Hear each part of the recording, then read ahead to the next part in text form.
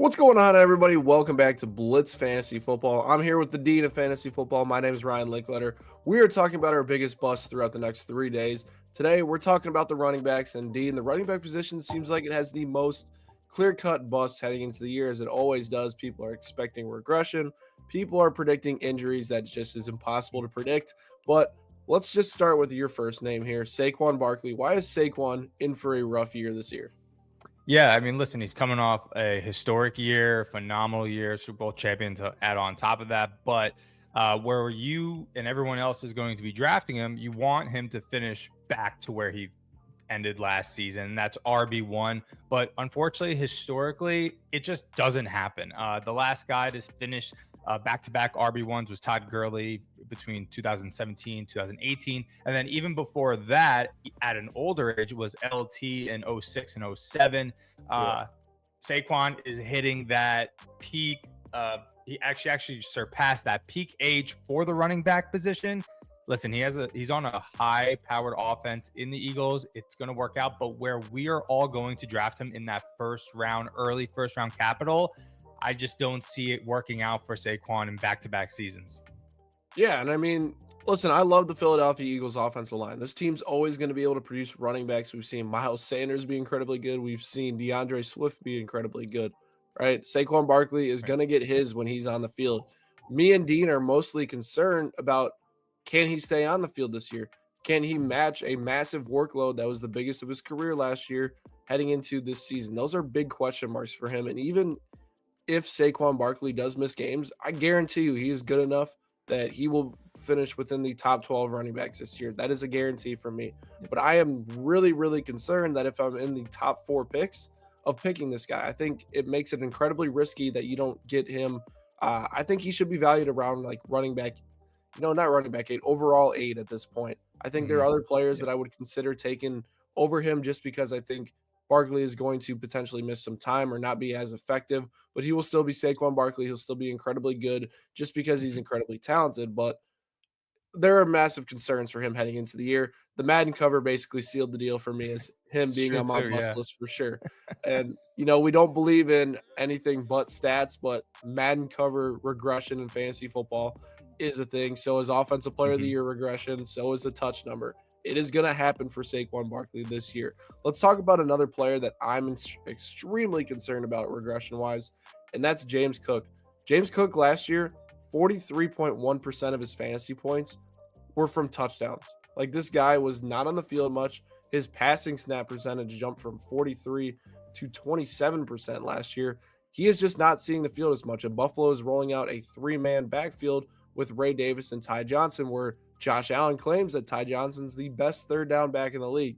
Yes, James Cook had a monster year, a breakout season in fantasy football. He's demanding a bigger contract. It looks like he's going to be there right away when the season starts, but I'm very concerned that there's regression due for James Cook. He basically capped out on his touchdowns on a week to week basis, making that his clear cut asset in fantasy football. For a guy that's only on the field 50% of snaps, he basically peaked last season. I don't think that's going to happen once again this year. I think you have to be heavily concerned that if you walk away with a draft with James Cook as your RB1, you are going to be in trouble because James Cook this year will probably score, I think it was around 15 touchdowns last season. He will be closer to that 8 touchdown mark. I don't think it'll go back down to what he was his first 2 seasons, but a touchdown regression still puts this guy at a low end RB2, which is very concerning for me. And I think the snap share tells me that Buffalo is not going to go back to a James Cook dominant backfield. What do you think?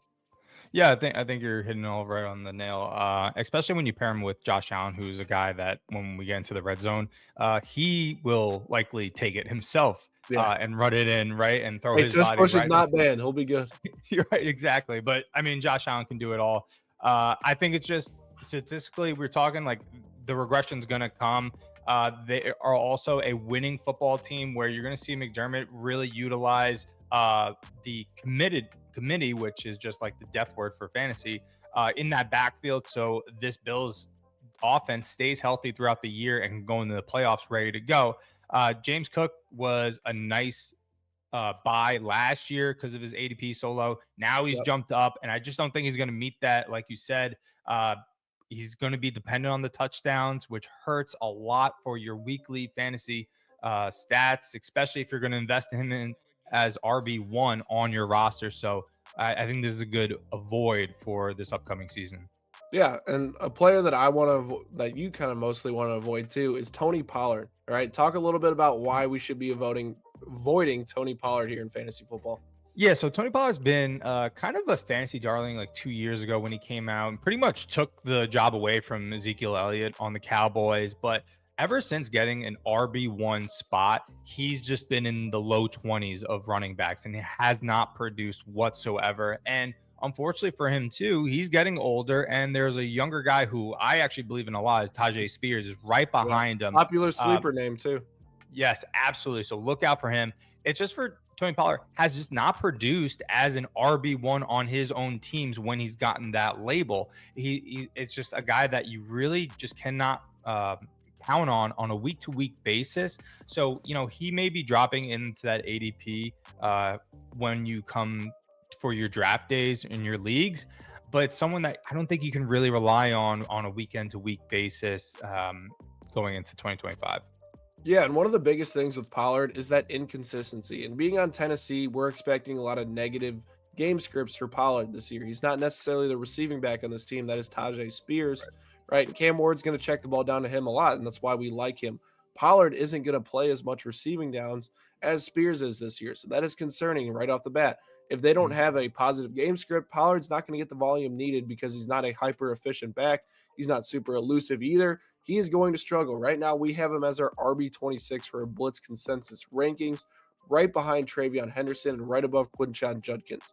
Both of those guys are another tier for me above Tony Pollard. And I think with Tony Pollard heading into this year, I think we've seen the best of him. Like Tajay Spears hype is real. This guy has a really solid chance of eating into more than 50% of snaps this year. And we've seen Tony Pollard struggle with injuries as well throughout his career. It is concerning for me. I'm very concerned that Tony Pollard can maintain in his role as an RB1. And if people are expecting this guy to be their RB2, they're going to be disappointed this year in 2025. The next player, Kyren Williams, another day with me not being able to talk, but Kyren Williams is our fourth guy to avoid. Dean, talk a little bit about Kyren and why we should potentially avoid him. Yeah, I mean, when you think about the Rams, you talk about also a guy that was really touchdown dependent last season, found the end zone a lot, and kind of the same thing with James Cook. You're expecting that regression because really the Rams, you think about it, should be a passing team. You have a phenomenal arm in Matthew Stafford, great weapons, adding Devontae Adams into that receiving room as well. And for Kyren Williams, not many of his points came from kind of big explosive plays. It was kind of just more of, like I said, touchdown dependency for his 2024 season. Yeah, and I mean, this year I'm looking at it right now, 44th in explosive run rate, 37th in missed tackle rate, 40th in yards after contact per attempt, and this guy had 400 touches nearly, an 87% snap share. Like the volume was so good for Kyren Williams last year. He was good because of it. And a lot of people are like, listen, you guys told us to fade Kyren Williams last year. Right? The reasons were there. This guy is not an efficient running back. They now have Blake Corum and Jarquez Hunter to challenge Williams potentially on more touches. And I'm not saying that Williams fades away as this team's RB1 by any means. I just think those guys will play more snaps, potentially leading, to a more effective overall backfield in Los Angeles because Williams has been a really good goal line back and a short yardage back. But in terms of efficiency and being a solid early down back consistently, he hasn't necessarily been that for the Los Angeles Rams. And we have him priced right now as the RB12. I think that even might be a tick or two too high. I don't think he finishes as an RB1 this season. I think he's more reasonably an RB2, middle tier in that range for me. I think there is regression due for Kyren Williams. And let's talk about our last guy. He's in a brand new offense now with Aaron Rodgers, Jalen Warren. Why should we be avoiding him?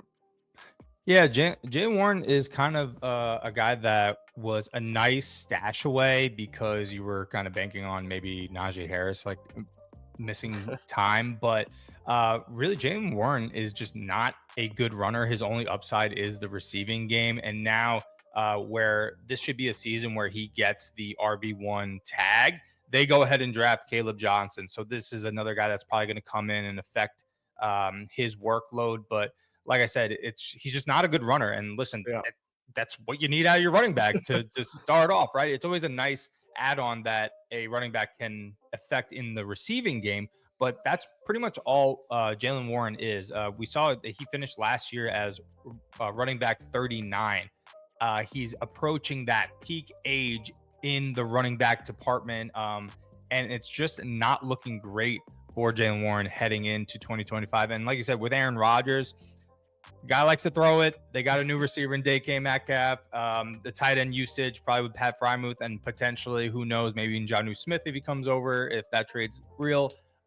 It's just not looking great for Jalen Warren heading into 2025. Yeah, it's interesting for sure because I think when Najee Harris left and they re-signed Jalen Warren, there was a little bit of signs and encouragement. I mean, we have him priced at RB28 right now, which is basically we're saying, hey, he's the RB1, and he's actually above Caleb Johnson in our rankings, which is incredibly surprising to me. I think in this offense, when they drafted Caleb Johnson, Jalen Warren's fantasy value was capped at a high-end RB3. Like, he is not going to play on early downs. He's just going to play on third downs.